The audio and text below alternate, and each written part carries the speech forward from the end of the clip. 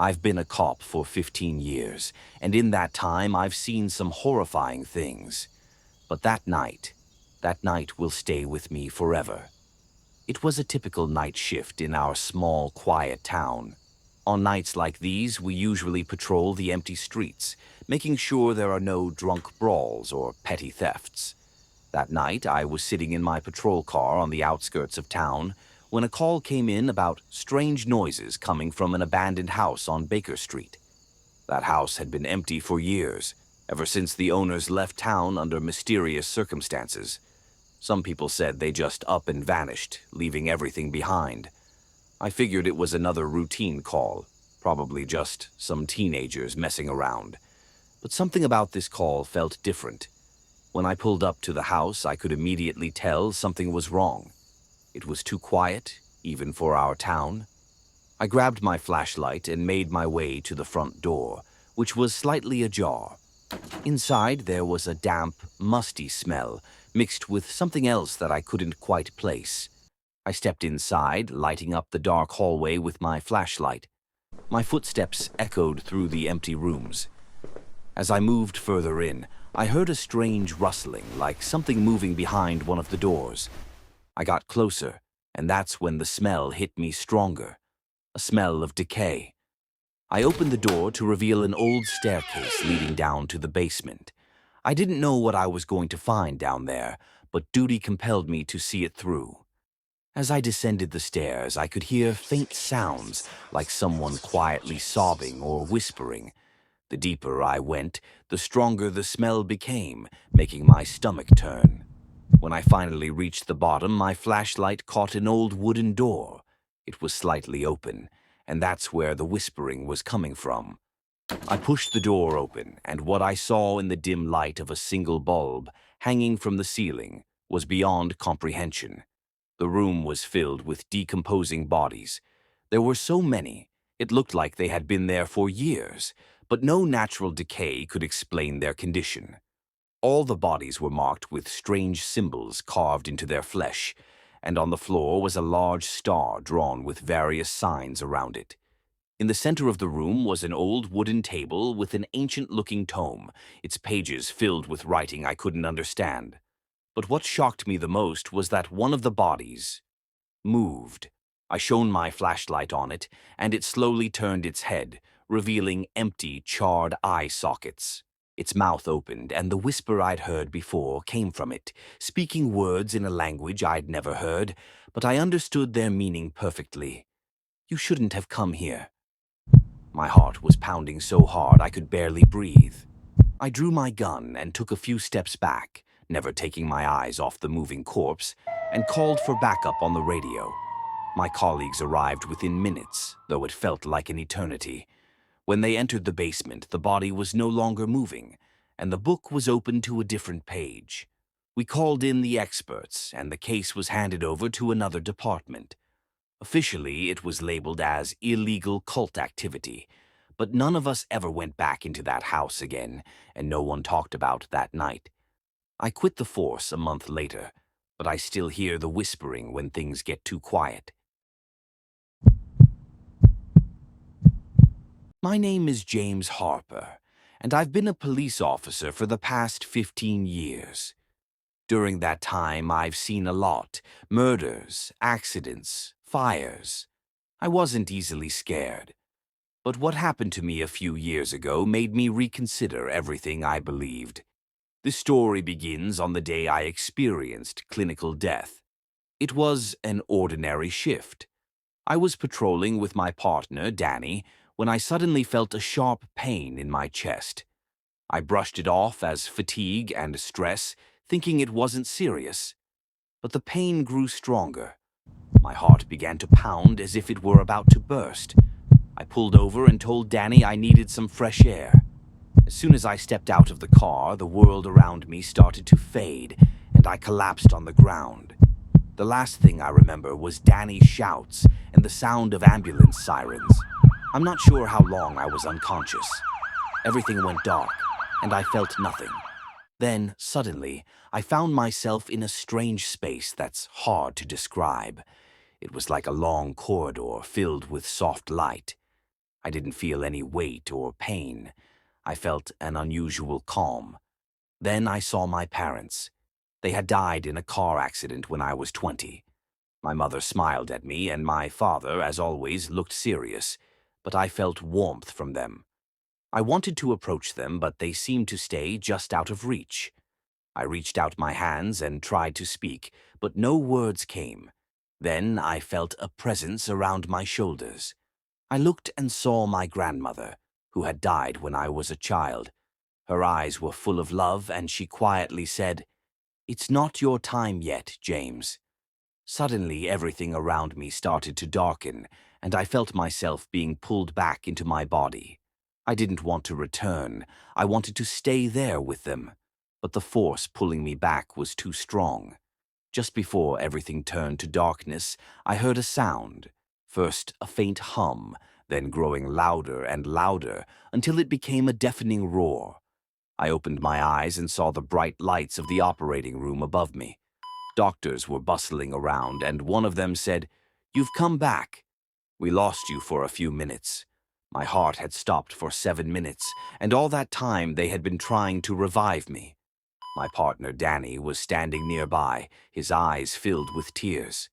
He never showed his emotions, but in that moment, I understood how much he cared.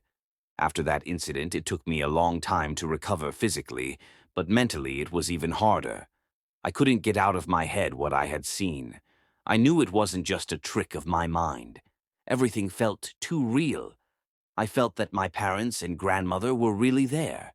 They were really talking to me. I started reading about people who had experienced clinical death and realized I wasn't alone. Many described similar sensations: light, encounters with loved ones, a sense of peace. But what worried me was something else. After years of working as a police officer, I had learned to trust only what I could see, touch, and prove.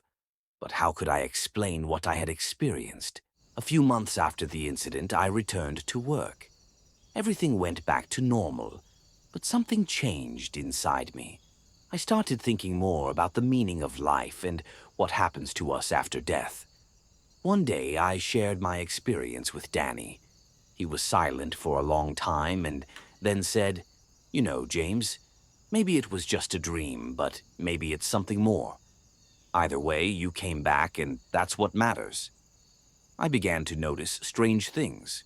One night, as I was driving home after a shift, I felt someone sitting in the passenger seat. I knew there was no one in the car, but the sensation was so strong that I even turned my head to look. Of course, there was no one there, but I felt a presence, as if someone was right beside me. Could it have been my father or grandmother? I didn't know. One evening, I decided to visit the cemetery where my parents were buried. I stood by their graves, tears welling up in my eyes. I thought about how they might have been watching over me all this time, and I felt a sense of relief. I don't know what I experienced that day, but it changed my life forever. Now, when I hear stories of people who have experienced clinical death, I understand what they're talking about. I don't know what awaits us on the other side, but I know one thing for sure. There is something, and maybe someday I'll return there to see them again. My name is Thomas Wilson, and I'm a police officer in a small town in New Mexico. It's usually a quiet job. Not much happens around here. But a few months ago, strange things started happening on Highway 66. Cars found on the roadside with broken windows, locals reporting strange noises and movements in the dark. It was unsettling for many, but I thought it was just kids playing pranks. That was until I encountered something that made me reconsider everything. It was an ordinary evening. I was patrolling the highway alone, enjoying the calm of the empty road. Suddenly, I noticed a car pulled over on the shoulder, its hazard lights blinking. I decided to stop and check if everything was all right. As I approached, I saw that the driver's seat was empty and the door was slightly open. Strange. I grabbed my flashlight and stepped closer. Inside, I noticed muddy footprints leading away from the car toward an old, abandoned motel nearby. That motel had been deserted for years and had become something of a local legend. The owners disappeared decades ago, and no one knew what happened to them. As I stood there, contemplating whether I should check it out, I got a strange feeling, like someone was watching me. I decided to investigate the motel. I took my radio and informed the dispatcher of my location, then made my way toward the building. The front door was ajar, creaking as I pushed it open. My heart was pounding as I stepped inside. It was dark and eerily quiet, but I could have sworn I heard a whisper, faint, like leaves rustling in the wind. As I moved further in, I noticed all the windows were boarded up, and only the beam of my flashlight lit the way. Walking down the hallway, I suddenly heard a sound, like someone shuffling around the corner. I rushed forward, but there was nothing there. I thought it might have been the wind or a stray animal. But then I saw it. At the end of the hallway, on the floor, was a small doll. It was covered in dust and dirt, but its eyes seemed to stare right at me. I picked it up, and a chill ran down my spine, like someone was breathing down my neck. I spun around, but there was no one there. Then I heard the sound again, closer this time. I followed it, trying to move quietly. My footsteps echoed in the empty building. As I approached one of the rooms, I noticed the door was slightly open. I pushed it open and saw photographs scattered all over the floor.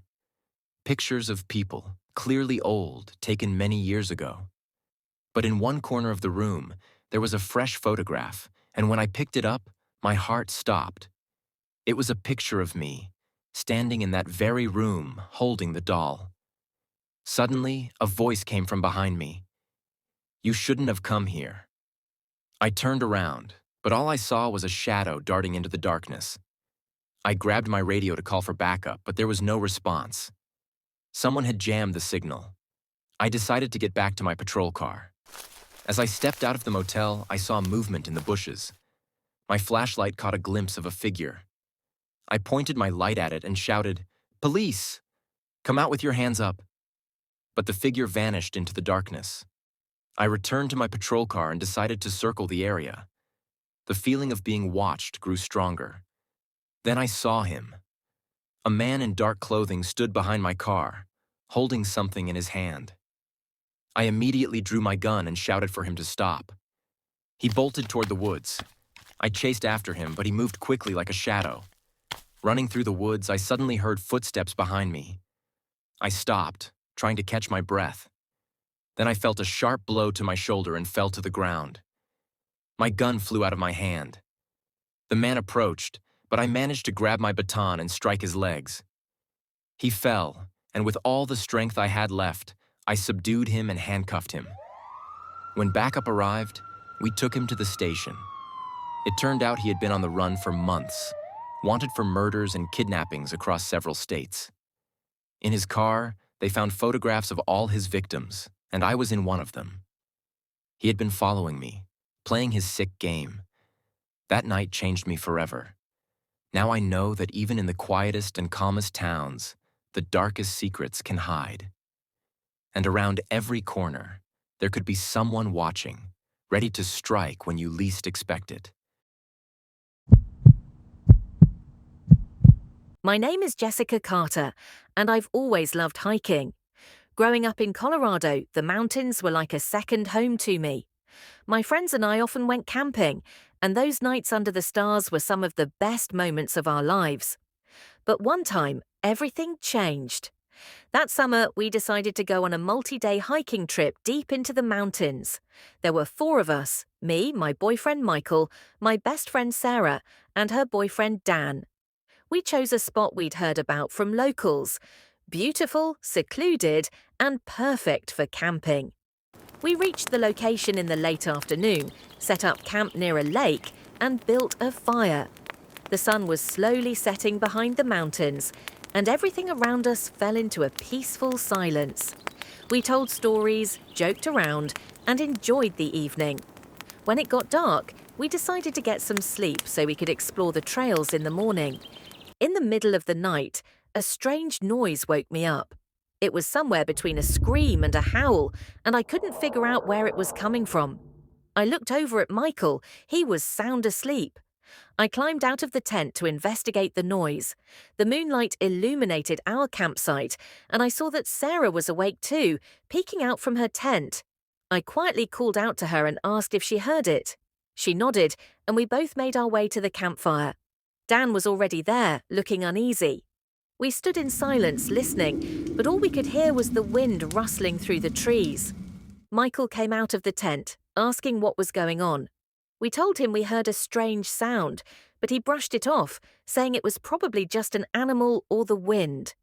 We were about to go back to our tents when we heard the sound again. This time it was louder and closer, and we all froze. It wasn't just a howl, it was a deep, piercing scream that sent chills down my spine. The sound came from across the lake, deep in the forest. We decided to check it out. Michael grabbed a flashlight, and we all headed towards the sound, trying to be as quiet as possible. As we got closer to the forest, I felt a strange sensation, like someone or something was watching us. We moved deeper into the woods, and the sound grew louder. Suddenly, Michael stopped and raised his hand, signaling us to stop. We stood in complete silence, and I saw him point his flashlight towards a large tree. On the ground, we saw fresh tracks, and they weren't animal tracks, they were human, but large, too large. We started hearing rustling around us, like someone or something was moving in the darkness, circling us. Suddenly, Dan shouted that he saw something between the trees. We all turned in that direction and saw a shadow flicker between the trees. It was tall and seemed to move faster than a person. Sarah began to panic, and I felt fear rise up inside me. Michael suggested we head back to the camp, and we started to slowly back away. But just then, the sound echoed again, now very close. We all ran. When we got back to the camp, we quickly climbed into our tents and stayed silent. All we could hear was our heavy breathing. We didn't know what it was, and we didn't want to find out. The night passed slowly, with every noise making us jump. In the morning, when the sun came up, we started packing to leave as quickly as possible. But when we stepped out of our tents, we saw something that made our hearts stop. There were tracks around our camp, the same large human tracks we'd seen in the woods. They circled our campsite as if someone had been walking around all night, watching us. We quickly packed up and left, not looking back. Since then, I've never gone camping in remote places again. And even now, when I think about it, I feel the same fear that gripped me that night. Whatever it was, I know one thing. There are things in the forest that are better left unseen. My name is Emily Thompson, and I never thought I'd be the kind of person to ignore red flags. But sometimes they're not as obvious as you think.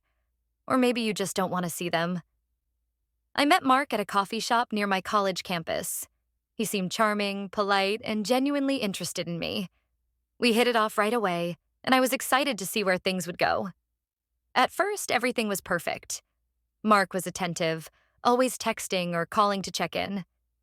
He remembered the little things I mentioned, like my favorite coffee or how I loved rainy days. It felt good to be noticed.